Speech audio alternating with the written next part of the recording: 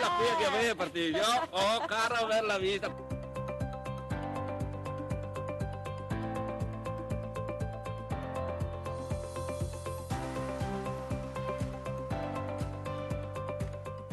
Aziende visitate, piccole, medie, grandi, e 10.000 persone con cui noi abbiamo parlato. È uno spot questo? No, è un metodo.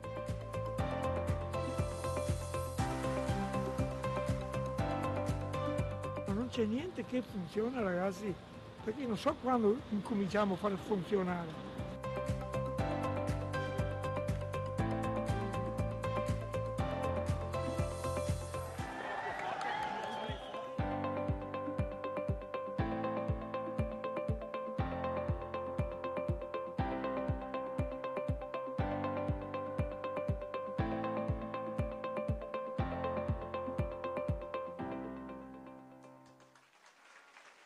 Buonasera, buonasera e grazie a Verona innanzitutto per essere qui con noi questa sera in una serata speciale, assolutamente speciale, perché come è stata speciale tutta la nostra campagna elettorale, l'avete vista, tutti i comuni del Veneto abbiamo toccato con Alessandra Moretti. Questa sera abbiamo una cosa direi quasi unica, abbiamo un insieme di grandi donne del Partito Democratico, esponenti del governo, del nostro partito, che governano le regioni e che governano l'Italia.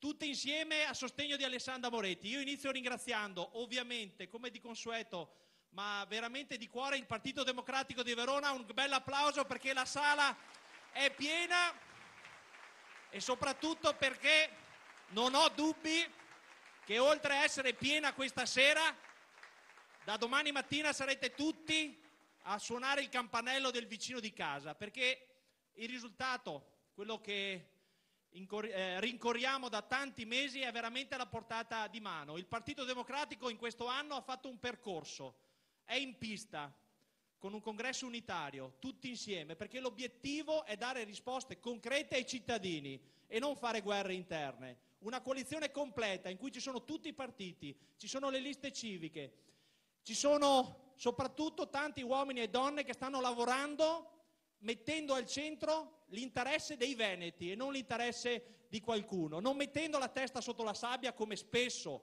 o meglio sempre fa il governatore uscente, e soprattutto con questo spirito, lo spirito di ascoltare i cittadini e di fornire loro le risposte, ripeto, per il futuro, guardando alle prossime generazioni e non soltanto al domani come fa la politica di oggi.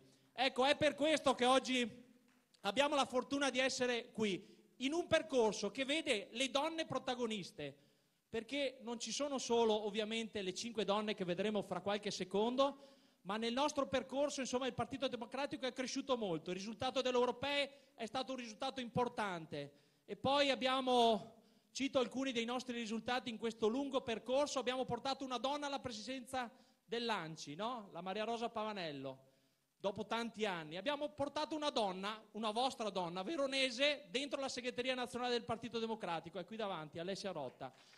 E adesso abbiamo portato 2 parlamentari in Europa, cosa strana per il Veneto. Dico questo perché noi ce la possiamo fare, perché noi siamo solidi oggi come Partito Democratico e siamo solidi nella candidatura di Alessandra Moretti. E questa volta la persona più preoccupata è il governo Zaia, che credo dorma assolutamente non tranquilli. È per questo che adesso andiamo a presentare le nostre ospiti di questa serata.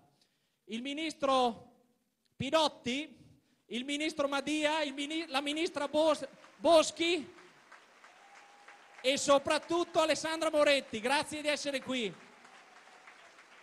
E la nostra vice segretaria, nonché, lei ha anticipato i tempi, giusto? Governatrice Friuli Venezia Giulia, Deborah Serracchiani.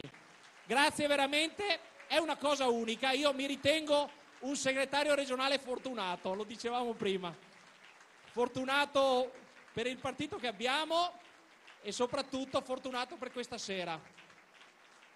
E quindi rimbocchiamoci le maniche, mi raccomando, e da domani, ripeto, facciamo il lavoro che sappiamo fare meglio, parlando con i cittadini, su ogni pianerottolo, su ogni piazza, come ha fatto Alessandra in questi giorni. Grazie a tutti, grazie al Partito Democratico e adesso la parola alle nostre donne. Grazie.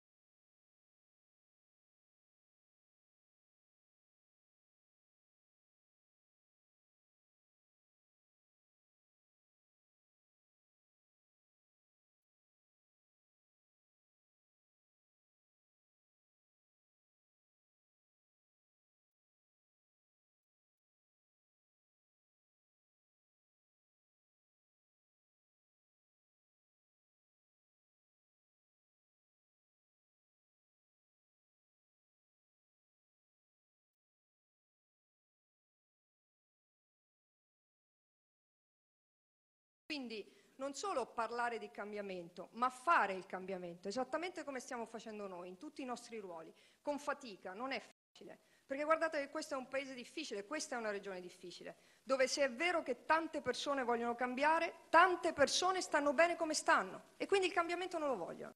E noi dobbiamo lavorare non solo per chi è convinto come noi che il cambiamento deve esserci e deve essere profondo, ma dobbiamo trascinarci dietro anche tutti quelli che guardano a noi con diffidenza, quelli che non sono ancora convinti che il cambiamento sia quello che serve a questo Paese, quelli che magari guardano a noi come a coloro a cui, no, un po' perché giovani, un po' perché donne, un po' perché così, non si fidano a darci questa possibilità di cambiamento. Io vi chiedo di avere fiducia, perché guardate, noi abbiamo fatto una scelta, il Partito Democratico a livello nazionale ha fatto una scelta, accompagnare le riforme convintamente, con determinazione.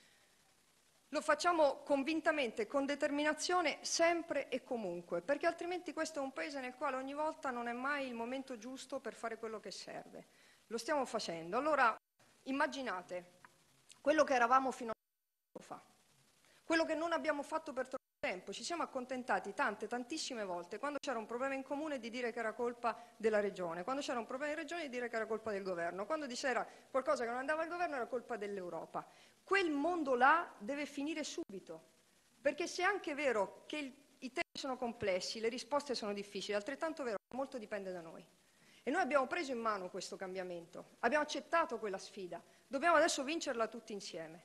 Allora, è vero che noi stiamo facendo delle riforme che magari ad alcuni non convincono, che potevano o possono essere migliorate, sulle quali sicuramente c'è un confronto ancora aperto e ci sarà ancora, perché è giusto che sia così. Però immaginatevi quello che è successo in questo Paese in pochissimo tempo. Intanto un'azione di redistribuzione, gli 80 euro, ce ne siamo dimenticati, ma gli 80 euro stanno lì e sono una redistribuzione della ricchezza. Come centrosinistra abbiamo detto per anni, che bisognava detassare il lavoro per tassare le rendite finanziarie. L'abbiamo fatto, non abbiamo tassato i risparmi, abbiamo tassato le rendite finanziarie e abbiamo abbassato il costo del lavoro. Per anni il centrosinistra ha detto c'è troppa precarietà, il contratto a tempo indeterminato deve costare meno di tutti gli altri contratti, altrimenti si fanno gli altri contratti. E l'abbiamo fatto. E notizia di oggi, 48.000 nuovi contratti di lavoro a tempo indeterminato. 48.000 nuovi contratti di lavoro a tempo indeterminato. Ci siamo detti, c'è la crisi economica, ma mica staremo a guardare sui diritti civili. E via, il divorzio breve. Ci siamo detti, non sarà mica che non guardiamo con attenzione all'ambiente perché c'è un'economia in difficoltà. Ecoreati. Aspettavamo da tanto tempo che ci fosse una legislazione sui reati ambientali e l'abbiamo ottenuta. Ci siamo detti che questo è un paese che deve fare della cultura dell'onestà la propria cultura principale, unica, esclusiva. Prima abbiamo lavorato sull'anticorruzione e non mi limito soltanto alla nomina di Raffaele Cantone, importantissima, che sta facendo un lavoro egregio. Dico anche che abbiamo approvato l'anticorruzione e, udite udite, dopo tanti anni siamo noi, questo governo, che ha reintrodotto il falso in bilancio aumentandone anche le pene. Allora, qualcuno è arrabbiato con noi per la riforma della scuola. Certo che tutte le riforme hanno delle luci e delle ombre, ci stiamo lavorando. Però intanto ricordatevi, quando andrete a votare, quando sceglierete quale Veneto volete, che ci saranno 160.000 insegnanti in più in questo Paese, che ci saranno più insegnanti di sostegno. Quando andrete lì, ricordatevi anche che abbiamo fatto tanti lavori sulle scuole e sull'edilizia scolastica. E ricordatevi anche che per la prima volta ci sono 200 milioni che entreranno nelle tasche degli insegnanti che si aggiornano, che lavorano e che vanno a un lavoro che fanno tutti i giorni, che tengono in piedi questo Paese con una fatica immensa, senza nessun riconoscimento, da troppi anni. E questo è il primo governo che invece fa un passo avanti. Voi direte non basta, certo che non basta. Però porca miseria, qui avete Zaia e come potete accontentarvi? Hanno fatto una mazza per 5 anni. E stiamo ancora a discutere di quello che si può fare. Cioè io non riesco a capire, se uno vede tutto il lavoro che abbiamo fatto, non si può accontentare che il Veneto, importantissima nello scacchiere a nord-est, importantissimo nel valore produttivo del nostro Paese, importantissimo nelle relazioni internazionali, non possiamo accontentarci di aver perso quella centralità, di aver perso quella capacità di essere regione locomotiva. Allora, per fare il salto di qualità, noi abbiamo bisogno del Veneto. Abbiamo bisogno straordinariamente del Veneto. Abbiamo bisogno di passare dal consiglio che è stato dato anche a me, e io non te lo darò mai, Alessandra, ma a me quando sono stata eletta Presidente della Regione, io stavo lì a pensare, no? Adesso che faccio per prima, la riforma della sanità, oppure parto dagli enti locali, oppure mi metto a guardare prima tutti gli aspetti ambientali. Sapete, è stato il consiglio che mi hanno dato persone di esperienza che io stimo. Stai ferma. Giuro, stai ferma. Perché? Perché se fai le cose buone alla fine le ricordano. Se fai qualcosa che non convince tutti, quelle cose lì se le ricordano. Stai ferma e aspetti che finisce il mandato. E se sei bravo, che vai in giro, hai empatia, sei simpatico, magari vai anche in giro in qualche sagra, magari vai in giro per il Giro d'Italia, magari ti votano. Allora capite che noi dobbiamo abbandonare questo sistema. Noi abbiamo bisogno di amministratori giusti al posto giusto, abbiamo bisogno di persone che accettino quella sfida del cambiamento e la portino avanti con determinazione. Quindi voi non avrete sì o no al governo Renzi, ma avrete sì o no a quale Veneto volete. Questa volta non dovete assolutamente sbagliare. Questa volta dobbiamo convincere tutti i veneti che il cambiamento è alla portata. E ricordatevi, non è un 5-2, non è un 4-3, è un 7-0.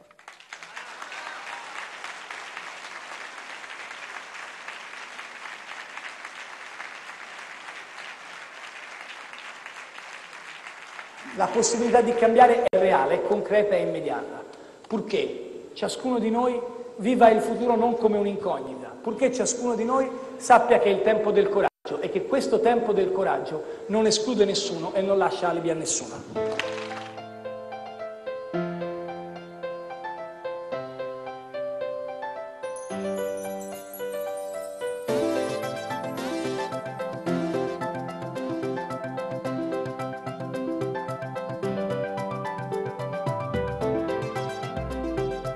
Il mio giuramento sia avvenuto mentre sta per compiersi il percorso di un'ampia e incisiva riforma della seconda parte della Costituzione. Desidero esprimere l'auspicio che questo percorso sia portato a compimento con l'obiettivo di rendere più adeguata la nostra democrazia.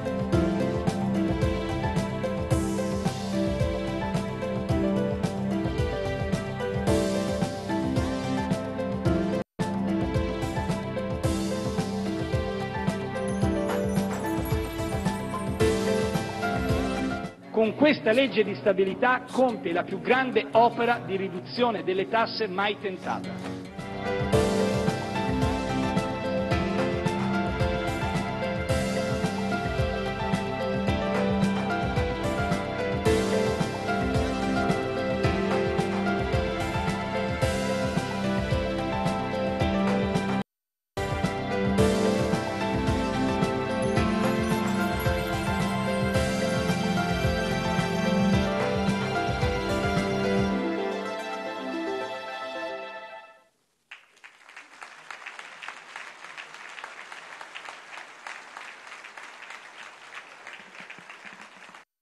Come ha detto Video, è il tempo del coraggio e del tempo anche delle scelte generose. Io sono qui questa sera a ringraziare Alessandra Moretti perché ha fatto una scelta generosa, una scelta che pochi fanno quando si fa politica.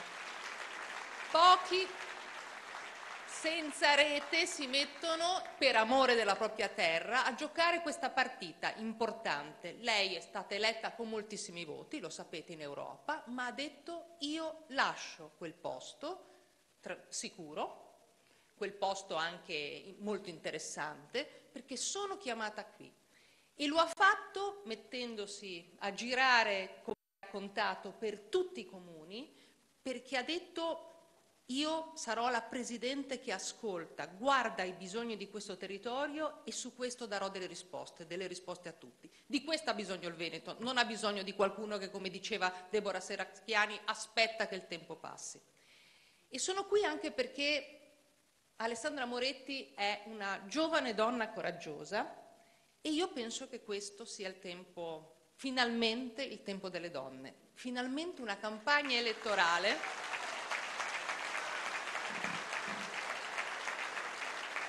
dove io ricordo un po' di campagna elettorale in cui c'era sempre la domanda di ma adesso dobbiamo fare il convegno sulle donne, cioè perché poi c'era il problema che bisognava anche parlare delle donne.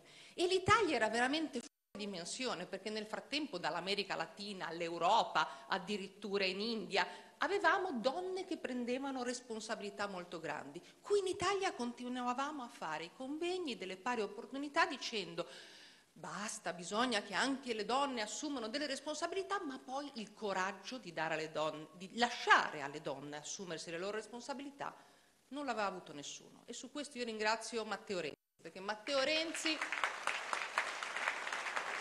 ha avuto il coraggio di fare un governo di metà donne, metà uomini, e ha avuto il coraggio di dare a donne responsabilità che mai le donne avevano avute. Lo sapete, io sono il ministro della difesa, o ministra, chiamatemi come volete, io sono laica su questo, ma non c'era mai stata in Italia una donna che aveva ricoperto questo dicastero.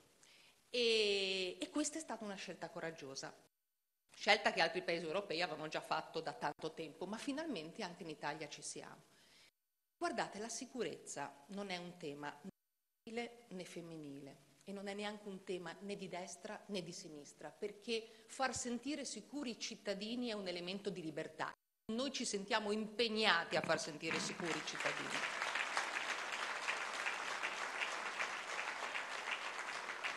Ma è diverso fra destra e sinistra invece il tema dell'usare la paura. Noi non vogliamo usare la paura, non vogliamo spaventare i cittadini, vogliamo risolvere i problemi della loro sicurezza. E guardate, lo facciamo con molta determinazione. In questo momento nel Mar Mediterraneo c'è una missione importante che si chiama Mare Sicuro, perché sappiamo che ci sono dei rischi che possono venire dal mare e quindi l'abbiamo messa in campo con determinazione.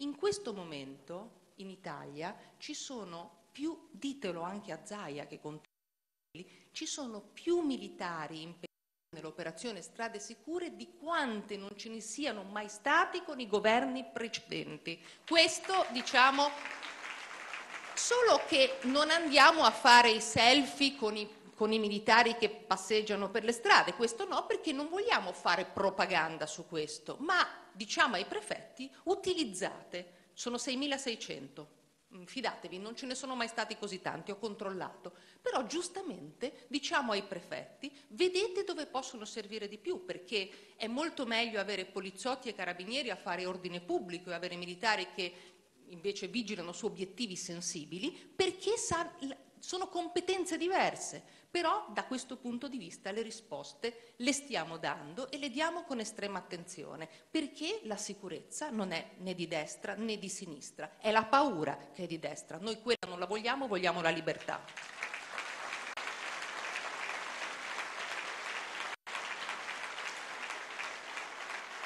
E guardate, è chiaro che noi stiamo gestendo un momento complesso. Ve ne rendete conto che di fronte a noi abbiamo un mondo purtroppo in ebollizione? C'è l'ISIS, c'è la Siria nelle condizioni che conoscete, c'è lo Yemen, insomma basta scorrere i telegiornali per capire che stiamo vivendo un momento complicato. Ma queste cose non si risolvono né col populismo né urlando più forte, si risolvono col buonsenso. E io vi posso testimoniare, e non l'avevo mai visto fare all'Italia con questa determinazione, che noi siamo riusciti ad avere una voce forte anche in Europa, anche alla NATO, ottenendo cose che in passato non ci sono mai state. Vi ho detto che c'è una missione italiana oggi che si chiama Mare Sicuro, ma è nata una missione europea. Sarà una missione italiana a governarla, ma non sarà più solo l'Italia ai costi di questa sicurezza. E questo è un successo ottenuto con questo governo, cioè il Mediterraneo non è confine dell'Italia, confine dell'Europa. C'è il tema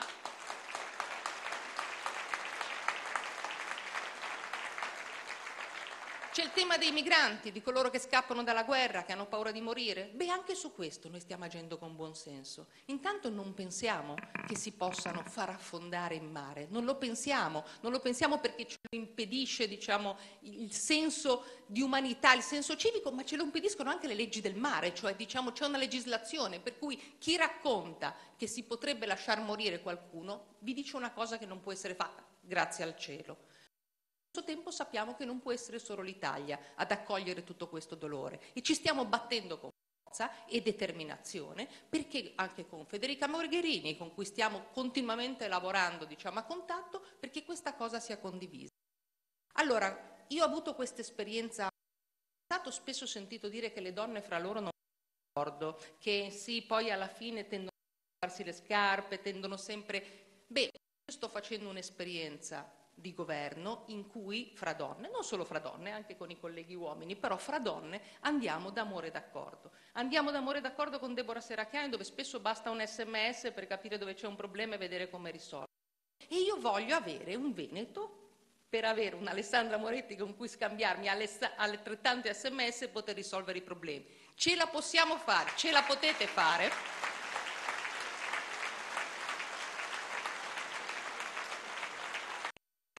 E non lasciate che si soffi sulla paura. Se il Veneto ha bisogno di sicurezza, noi glielo sapremo. Con Alessandra Moretti il Veneto sarà più sicuro, più forte, più bello, più libero.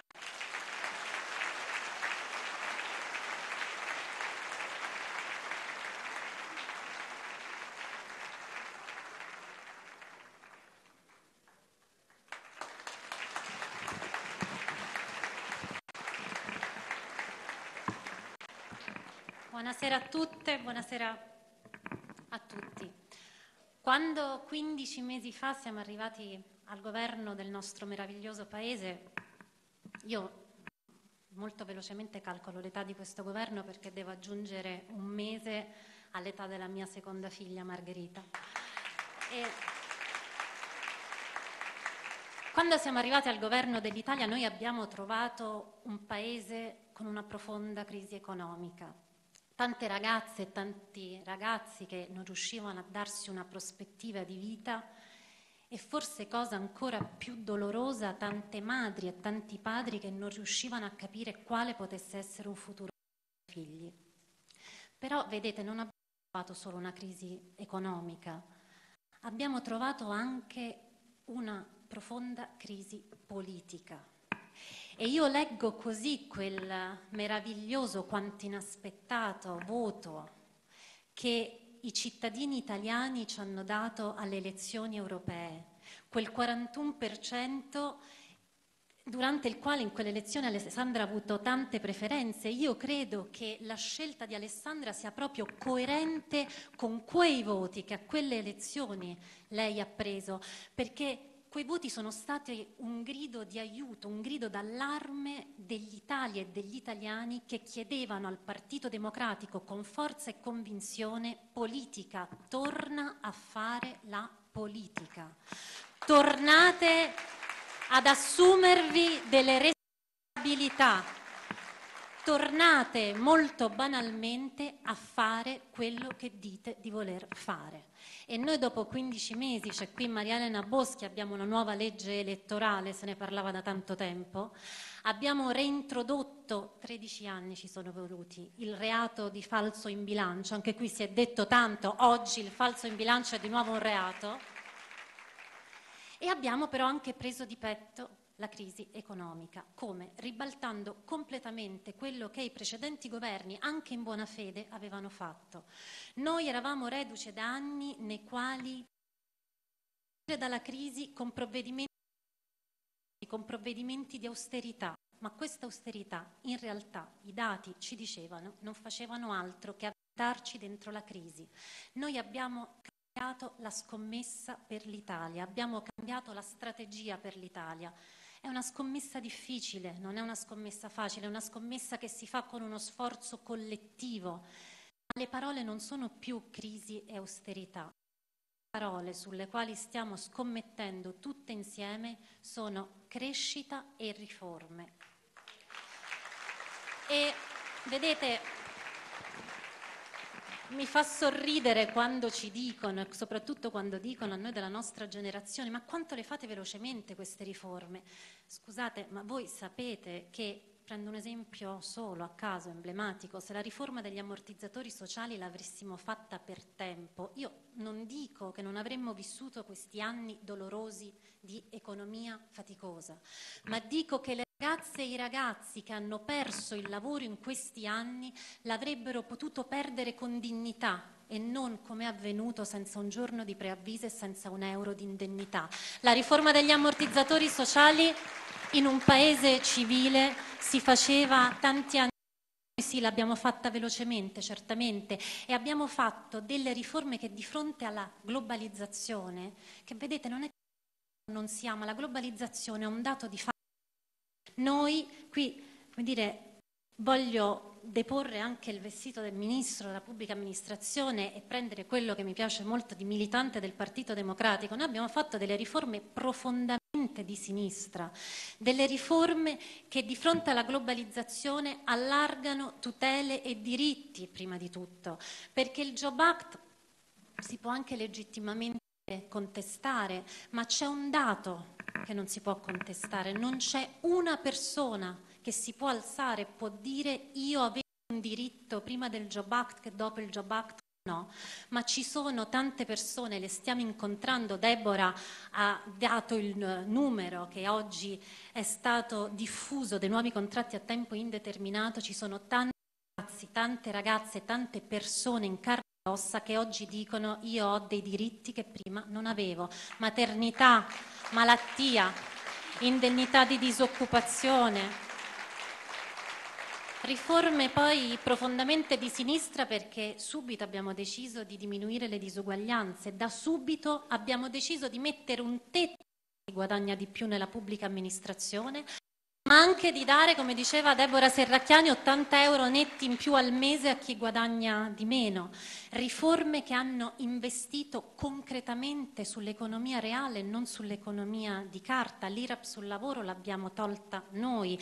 Un inizio di diminuzione delle tasse sul lavoro l'abbiamo fatta noi, aumentando invece le tasse sulle rendite finanziarie, però chiudendo anche un importante accordo con la Svizzera, perché vedete, se le tasse le pagano tutti, chi le paga meno, e questo, diciamo, è un'equazione logica e semplice, e l'accordo con la Svizzera l'abbiamo chiuso noi. E poi, con una nota d'orgoglio, fatemi dire che il decreto legge 90 è quel decreto che ha fatto partire l'Autorità Nazionale Anticorruzione, che ha dato poteri concreti all'Autorità Nazionale Anticorruzione, e in questa regione io voglio dirvi che con quei poteri è stato commissariato il MOSE, dove indegnamente risorse vostre, risorse dei cittadini veneti venivano di fatto prese in modo improprio.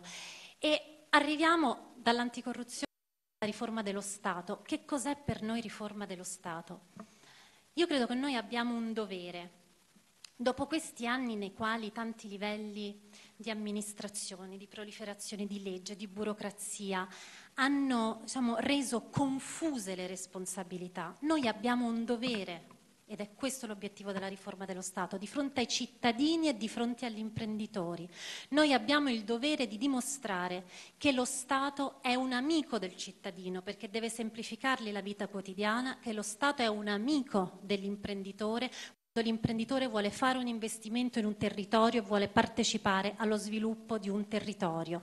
E questo lo facciamo con tanti strumenti che io ritrovo ognuno nel programma di Alessandra Moretti, e quindi credo davvero che è insieme a Alessandra, Presidente di questa Regione, che noi potremo fare molto di più in profondità con questi obiettivi in questa Regione, perché prima di tutto dobbiamo riconoscere che oggi le tecnologie sono un mezzo che ci consente di rivoluzionare completamente il rapporto tra amministrazione e cittadino.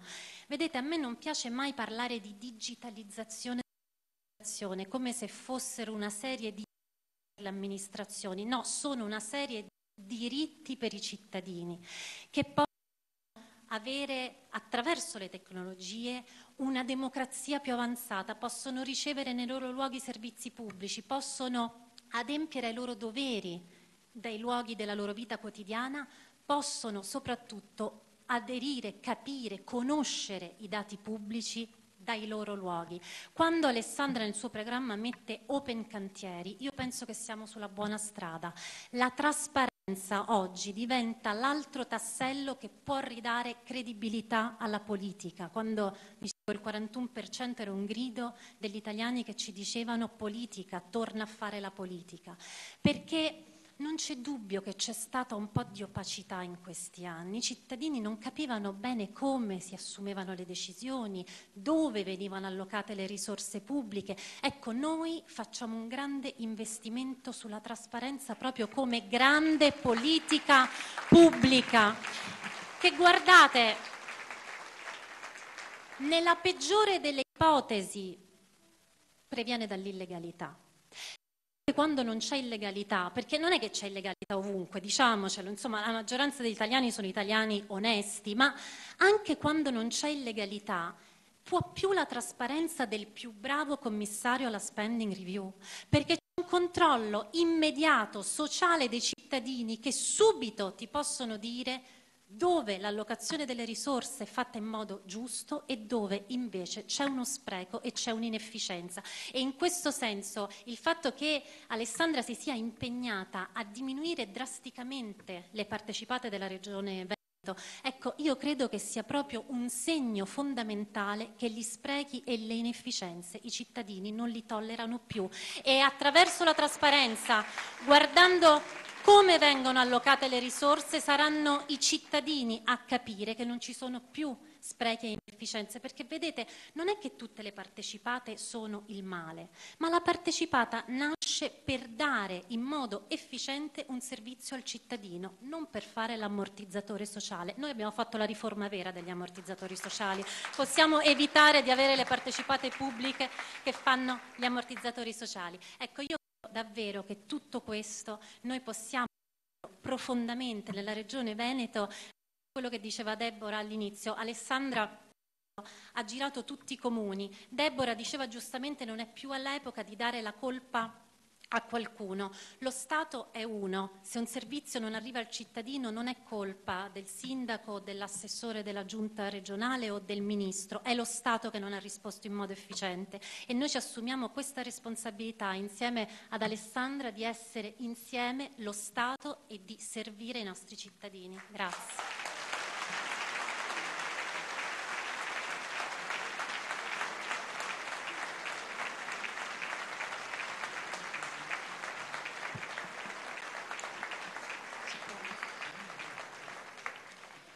Il nostro partito, il Partito Democratico, per queste campagne elettorali delle regionali ha scelto una canzone come motivo ricorrente delle nostre iniziative, una canzone di Ligabue, Siamo chi siamo. E allora qui stasera con voi, con alcune amiche che insieme a me condividono il sogno di rimettere in moto l'Italia, di rimettere in moto il nostro Paese, mi chiedo chi siamo. Chi è Alessandra Moretti, che ha scelto di lasciare una poltrona sicura per inseguire un ideale, e in giro per l'Italia gli altri candidati non è che l'abbiano fatto. E chi siete voi, che ci credete anche quando sembra difficile. E allora siamo chi siamo. Siamo persone semplici, siamo persone per bene. Siamo però quelle persone che insieme ad altre milioni di persone semplici e per bene stanno cercando di ridare una speranza al nostro Paese, perché vogliamo bene all'Italia. Ogni mattina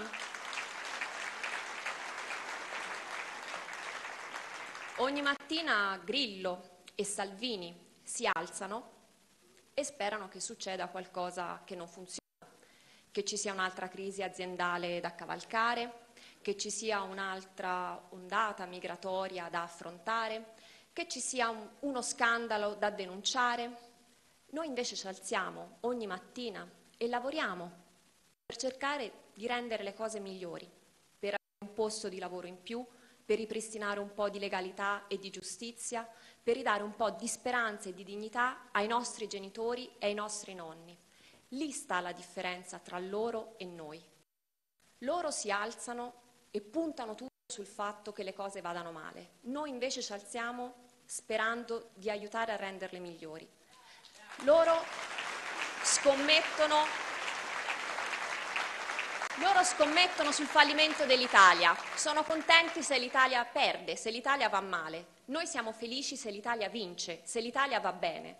E allora loro puntano sulla rabbia, mentre noi puntiamo sul coraggio. Loro non vogliono cambiare, noi sì. Loro urlano, noi ci proviamo. Questa è la differenza. E un anno fa ci hanno detto che era impossibile, che tante cose che avevamo in mente, tanti progetti, non si sarebbero realizzati, ci hanno detto di lasciar perdere. Ecco, noi siamo chi siamo perché non ci abbiamo creduto, perché non ci siamo arresi, perché siamo andati avanti. Un anno fa ci dicevano che avere una legge elettorale degna di questo nome era impossibile. Eppure dopo un anno abbiamo una legge elettorale che funziona, abbiamo delle istituzioni più semplici, abbiamo meno politici ma più politica. Un anno fa ci dicevano che era impossibile che ci fosse di nuovo un po' di legalità, un po' di giustizia nel nostro Paese. Eppure dopo un anno abbiamo reintrodotto l'autoriciclaggio, abbiamo pene più severe per i reati mafiosi, abbiamo pene più severe contro la corruzione. E se queste norme che abbiamo approvato noi ci fossero state prima, il vostro ex presidente Galan, o meglio il loro ex presidente Galan, patteggiando avrebbe dovuto restituire tutto, perché oggi chi ammette di aver rubato e di aver sbagliato va bene, però deve restituire tutto, fino all'ultimo centesimo, senza tante storie.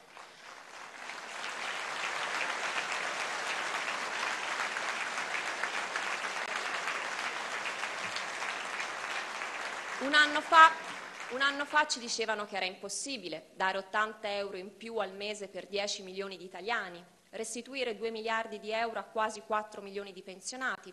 Ci dicevano che era impossibile pensare di avere più tutele e più posti di lavoro nel nostro Paese. Invece ci siamo voluti preoccupare anche di quelle persone di cui nessuno si era preoccupato, quei lavoratori precari che erano stati dimenticati anche da noi negli ultimi anni. E i numeri che abbiamo detto prima, Deborah, Marianna, non sono soltanto numeri, sono diritti, sono la maternità, sono le ferie, la possibilità di avere una malattia e poter essere in qualche modo assistiti nei propri diritti. Sono diritti, tutti quei risultati che abbiamo raggiunto nell'ultimo anno. Ci dicevano che era importante avere 6 miliardi in più per poter fare investimenti dall'Europa, ridurre della metà le ore di cassa integrazione. Eppure lo abbiamo fatto. E lasciatevelo dire, noi sappiamo benissimo che molto c'è ancora da fare, anzi moltissimo forse c'è ancora da fare, però ci proviamo. Ieri è tornato in televisione Silvio Berlusconi. Noi non vogliamo fare polemica con Silvio Berlusconi, anche perché la sinistra ha spesso perso delle sfide perché ha passato più tempo a criticare Silvio Berlusconi che a raccontare il proprio progetto per l'Italia.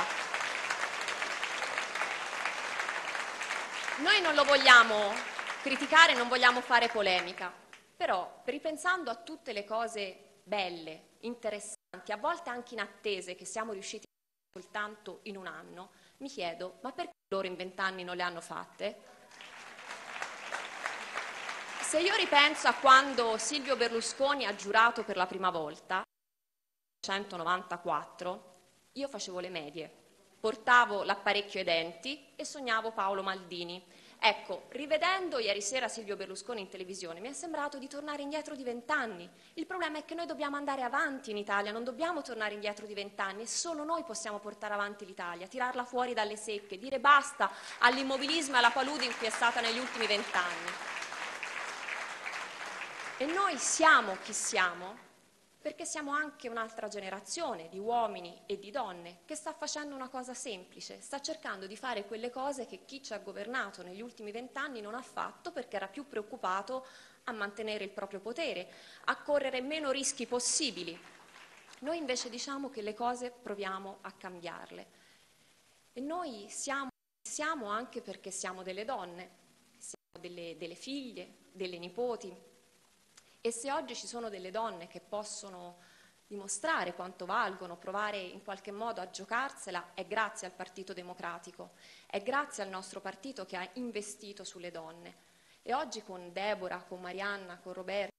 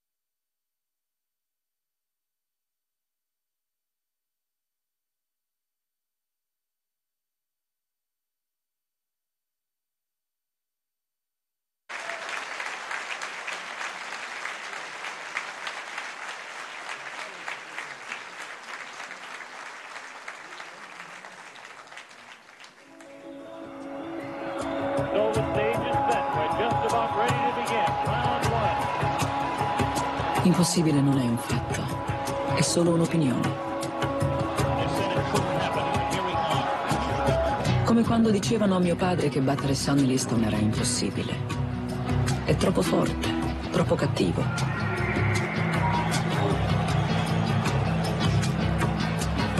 O quando dicevano lascia perdere Ali, non combattere in Zaire.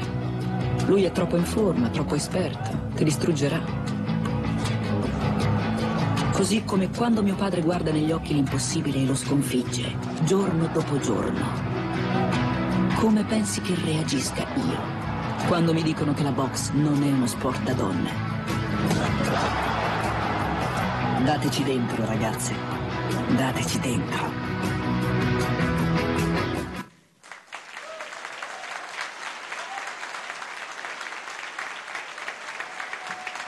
Buonasera, buonasera, buonasera a tutte e a tutti. Grazie, voglio ringraziarvi perché siete numerosi, ma voglio soprattutto ringraziare queste donne, queste grandi donne, giovani e grandi donne che sono qui stasera con me a dimostrare tutta la volontà, la voglia, la determinazione di cambiare, di avere il coraggio di andare avanti portando con determinazione avanti le proprie idee. E sono Deborah, Marianna, Maria Elena e Roberta. Grazie. Grazie perché questa sera ancora una volta dimostriamo una cosa semplice, che soltanto se uniti si va lontano.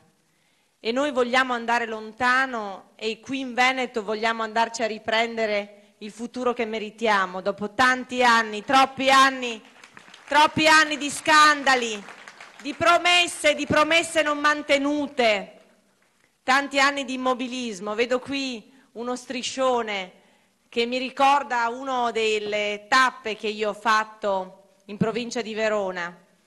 E mi ricorda quello striscione una signora che si chiama Giuliana, che mi ha raccontato un episodio, mi ha raccontato, sai, dice, è da tanti anni che mi promettono una variante alla statale 12, si avvicendano tanti assessori delle giunte di centrodestra e della Lega, che mi promettono, Giuliana stai tranquilla, perché quella variante te la facciamo, l'anno prossimo, se non è l'anno prossimo è quell'altro.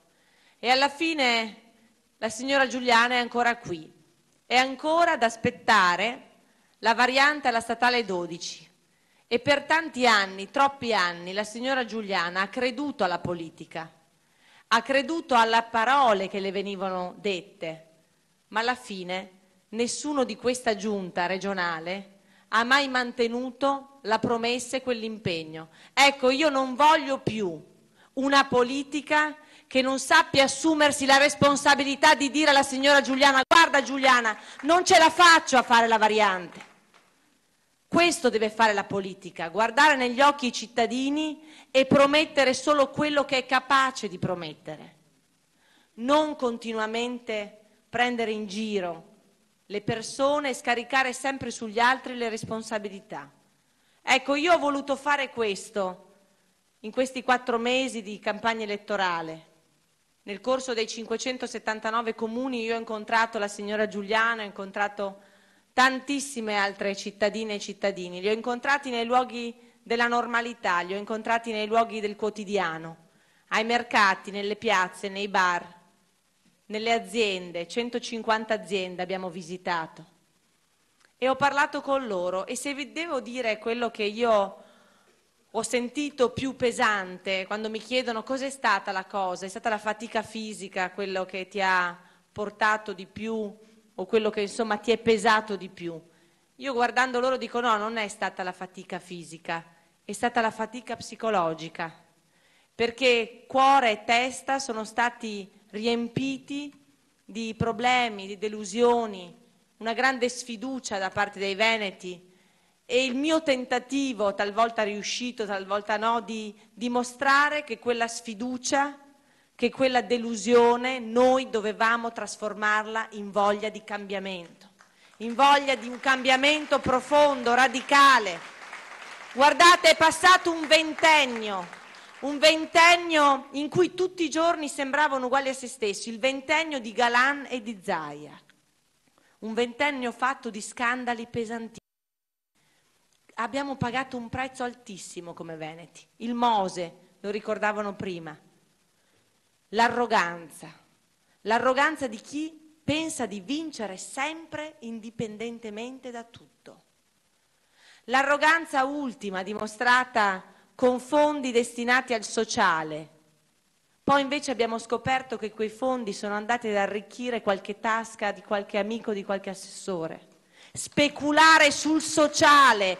Sono riusciti a speculare, ad arricchirsi sulla pelle dei disabili, dei bambini più fragili, delle famiglie con malati gravi. 2,5 milioni, 3 per Ca' della Robinia, altri 4 milioni per Monselice, tutte strutture che dovevano essere realizzate e che invece non c'è nulla, c'è una birreria, c'è un capannone industriale, ma di persone fragili dentro, ex disoccupati, ex detenuti, ragazzini con delle fragilità neanche l'ombra.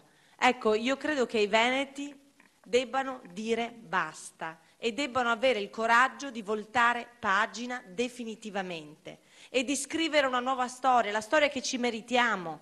Perché guardate, quando penso al lavoro, all'occupazione, che è uno dei temi più importanti che mi viene richiesto, l'occupazione per un figlio, un lavoro per un nipote. Ecco, io penso che il Veneto, dal dopoguerra in avanti, non abbia mai avuto problemi di lavoro. Il lavoro da noi c'è sempre stato. E se non c'era ce lo inventavamo. Ce lo inventavamo nelle cantine, nei garage, nelle soffitte. Quella barca, che era il Veneto, andava con il vento in poppa, con le vele spiegate. Si andava avanti nonostante la politica e forse talvolta anche a dispetto dei governi. Ma è arrivato ad un certo punto un tempo della crisi e della recessione che ha colpito anche le nostre aziende, in cui c'era bisogno della politica. E il Veneto ha scoperto che quella politica non c'era più. Perché noi per 5 anni abbiamo avuto un governatore che è fuggito dalle responsabilità, che è scappato, che non ha voluto timonarla quella barca, che ha preferito fare il capo ufficio stampa, inondando le redazioni di comunicati, ma scappando sempre le responsabilità e attribuendo sempre agli altri tutte le responsabilità. Avesse mai chiesto scusa una volta per una cosa che non aveva fatto? Ha sempre avuto il modo di scaricare la responsabilità sugli altri, chiudendo sempre la stalla quando i buoi ormai erano scappati. Il Mose prima, Ca' della Robinia dopo, lo scandalo dei dirigenti ultimi, 52 milioni dell'ultimo bilancio regionale, un bilancio marchetta, dove hanno finanziato con 100.000 euro una festa, una sagra, 40.000 euro la ciaspolata, altri 20.000 euro la biciclettata, però hanno tolto il fondo per la non autosufficienza, hanno tolto il fondo per i malati di Parkinson, hanno azzerato il sociale, hanno lasciato da sole le famiglie più fragili. E questa non è una regione che si può chiamare civile, quando le persone più fragili, quando i bambini, quando gli anziani vengono lasciati sempre più soli. Questo va detto, questo va detto. E noi dobbiamo renderci conto che abbiamo perso troppo tempo, abbiamo lasciato perdere troppe occasioni. È arrivato il tempo della responsabilità. È arrivato il tempo dell'onestà, è arrivato il tempo della trasparenza, come è stato ricordato adesso. Ed è arrivato anche il tempo di una politica che sappia dare il buon esempio per prima, scendendo nelle piazze, guardando i cittadini negli occhi, senza mentire più e dicendo onestamente quello che si può fare e quello che si farà. Perché il metodo del sindaco è il metodo con il quale si guarda il cittadino negli occhi e si dice: oggi riesco a fare questa cosa, domani riuscirò a fare quest'altra, ma sappi che tutto non posso fare e che tutti non posso accontentare. perché è ora di finirla con la politica del consenso. La politica deve guardare lontano, deve avere una visione, una programmazione. È finito il tempo di raccontare le bugie. Guardate la sanità. Fino al 2010 il Veneto aveva una sanità di eccellenza. Oggi purtroppo il Veneto in sanità è ancora quello che è perché ci sono i medici, gli operatori sanitari, gli infermieri, ma manca la politica onesta che non incarica solo sulla base di tessere di partito, ma incarica sulla base di competenze, merito, capacità. Questo va detto, basta con la politica delle tessere. Questo devono volere i veneti finalmente. Allora, quando io parlo di sanità,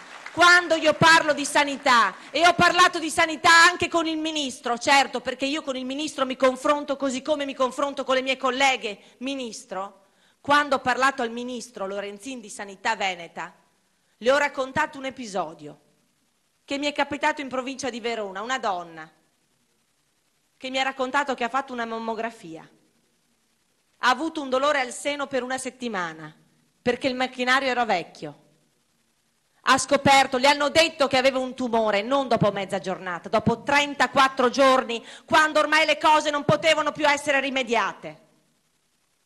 Questa è la sanità veneta, dove una persona prenota una mammografia e ti dicono che devi aspettare 12 mesi. Ma se hai la fortuna di avere 200 euro in tasca, il giorno dopo, con lo stesso medico, nello stesso ospedale, quella visita la ottieni. E allora questa non è la sanità che voglio io, perché questa è la sanità dei privilegiati, non delle persone normali. È per questo che dobbiamo ritornare a prenderci cura del Veneto, a prenderci cura delle persone più sole, a prenderci cura delle donne. Questo è l'appello che voglio fare questa sera, delle donne venete che si alzano la mattina, come me, portano a scuola i figli. Affidano i figli poi nel pomeriggio ad un'altra mamma, che è una nonna che si occupa magari di un marito disabile, di un malato grave, che però la sera va anche a fare l'associazione di volontariato, che te la ritrovi in sagra, nelle cucine delle sagre. Le donne venete, quelle che tengono in piedi tutto, le donne a cui deve essere riconosciuta l'attività di cura in questo paese e in questa regione, le donne che sono capaci di grandi gesti di solidarietà, e di amore sempre verso il prossimo. Altro che le donne non sono capaci, noi siamo capaci di prenderci cura, e come dicevamo prima, lo possiamo fare politica ad altissimo livello e con grandi ed enormi responsabilità, con la testa e con il cuore. Con la testa e con il cuore noi vogliamo fare politica per migliorare anche questa regione e per riportare in questa regione quel senso di umanità che i veneti hanno dentro, perché dobbiamo smetterla di accettare queste caricature schifose del nostro popolo, che non è così, perché noi non siamo né pieni di rabbia, non siamo rancorosi, non siamo degli egoisti, siamo un grande popolo di persone generose che non vogliono smetterla di essere rappresentati come degli ubriaconi, come dei polentoni e come delle persone che non vogliono, non sono capaci di gesti di generosità. Noi siamo meglio di Matteo Salvini e non lo vogliamo Matteo Salvini. Questo dobbiamo dire. Un Matteo Salvini che ha commissariato la Lega Veneta, l'ha commissariata di fronte a Luca Zaia, che è una comparsa inerme e non dice nulla. Cosa vogliamo dire di uno che non ha saputo controllare mai e di uno che si è fatto commissariare dalla Lombardia? Allora dov'è il federalismo? Dov'è l'autonomia? Dov'è la secessione tanto sbandierata, l'indipendenza? Dov'è?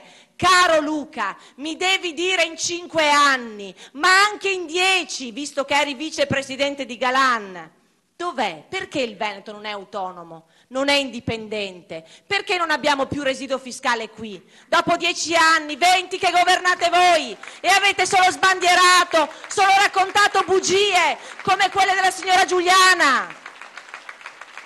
Quello che vogliamo fare noi è pretendere prerogative che già l'articolo 116 ci dà la possibilità di fare. Allora un governatore serio che non racconta balle ai propri cittadini si siede con il governo, tratta con il governo e seriamente in maniera credibile e autorevole porta avanti una linea precisa. È un governatore che in conferenza Stato-Regioni si siede accanto al governatore del Friuli Venezia Giulia e non manda invece l'assessore, quello alla sanità, per definire le politiche delle quote. Questo deve fare un governatore e deve trattare col governatore del Friuli sulle opere idrauliche, sulle infrastrutture, sulla sanità. Questo deve fare un governatore, non andare alle sagre a tagliare nastri dalla mattina alla sera e a salire sui palchi, appropriandosi anche dello sport come ha fatto in questi giorni. Perché Luca Zaia, anziché andare nelle piazze, nei mercati, si è pure appropriato dello sport e per questo l'hanno anche criticato e fischiato, perché i veneti sono migliori rispetto a come vorrebbero dipingerci. Ed è ora che noi ci appropriamo di questa dignità e di questa fierezza di essere chi siamo. Noi siamo quelli che non si lamentano mai, ma per 5 anni siamo stati governati da chi si è lamentato sempre, sempre, sempre. Allora guardate, concludo dicendovi che io sono fiera, profondamente fiera, di avere queste donne vicino, con le quali lavorerò nei prossimi anni per il Veneto. Lavorerò con loro a Roma, lavorerò con Deborah in conferenza Stato-Regioni e non solo, perché basterà un SMS tra di noi per capirci, e lavoreremo a Bruxelles, lavoreremo in Europa, dove là si prendono le decisioni e dove là bisogna andare, con credibilità e autorevolezza, perché è da là che arriveranno le risorse più importanti nei prossimi 5 anni. Allora da chi da 8 anni sta là per finta a guadagnarsi una buonissima retribuzione da parlamentare europeo e che continua a sputare sull'Europa, io vorrei chiedere un po' di coerenza, o quantomeno, Salvini, stai zitto che forse ogni tanto faresti bene a tacere. Allora noi lavoreremo insieme, perché insieme andremo lontano. Io sono sicura che noi abbiamo tutta la forza delle nostre aziende, tessuto economico, produttivo, di valori, tessuto delle nostre famiglie, i valori delle nostre famiglie e della grande potenza dell'associazionismo e del volontariato, che in questi anni è stato l'elemento che ha sorretto le famiglie in difficoltà, che ha sorretto la nostra società, il volontariato, le donne e gli uomini del volontariato, che in assenza della Regione hanno tirato avanti tante cose, tante cose, al posto di qualcuno che invece non c'è mai stato. Allora noi sì, lavoreremo insieme per il Veneto, lo faremo anche, e qui la voglio ringraziare perché stasera doveva essere qui con noi e non c'è perché sta difendendo l'Italia e sta portando avanti una politica coraggiosa, Federica Mogherini. Grazie Federica per il lavoro che stai facendo e per tenere alta la bandiera italiana, perché finalmente abbiamo un altro rappresentante che difende anche il nostro Paese, che anche sull'immigrazione ha sempre dimostrato grande generosità. Adesso però è bene che l'Europa non giri più il volto dall'altra parte come ha fatto, in maniera colpevole fino adesso. E Federica è stata brava a dire che l'Europa si deve vergognare, perché si accorge del fenomeno immigrazione quando ci sono centinaia di persone che perdono la vita nel nostro Mediterraneo. E io sono fiera di un Presidente del Consiglio che dice che quella barca in fondo al mare sarà a carico nostro, ma noi daremo dignità a quelle donne, a quegli uomini e a quei bambini che sono morti per una speranza, per la speranza di un mondo migliore. Ecco, questo vi voglio dire. Voglio dirvi che quando abbiamo iniziato questo viaggio, ci hanno detto che era impossibile. Ma guardate che impossibile è soltanto un'opinione, non è un fatto. È un'opinione, non è un fatto. Noi abbiamo coraggio e il coraggio non è solo un sentimento. Il coraggio è scelta, il coraggio è azione.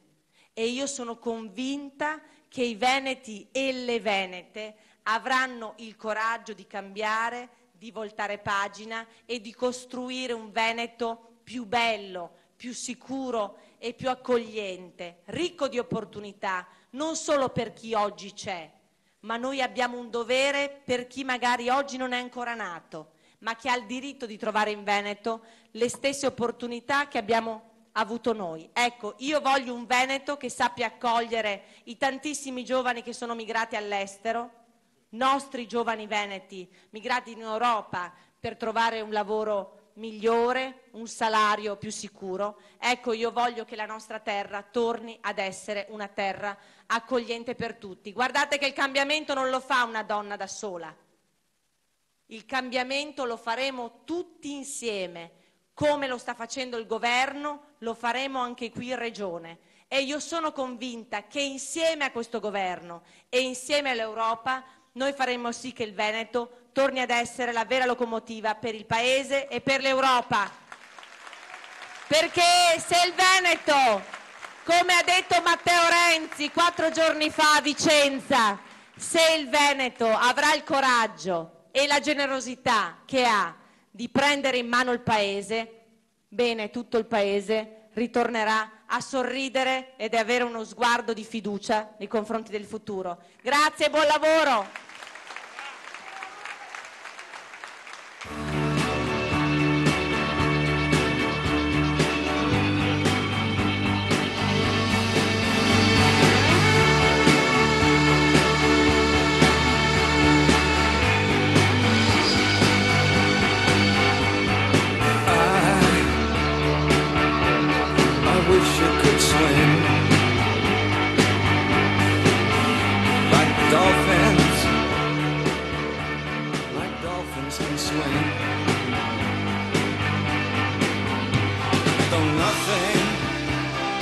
Nothing will keep us together. We can beat them forever and ever. Oh, we can be heroes just for one day.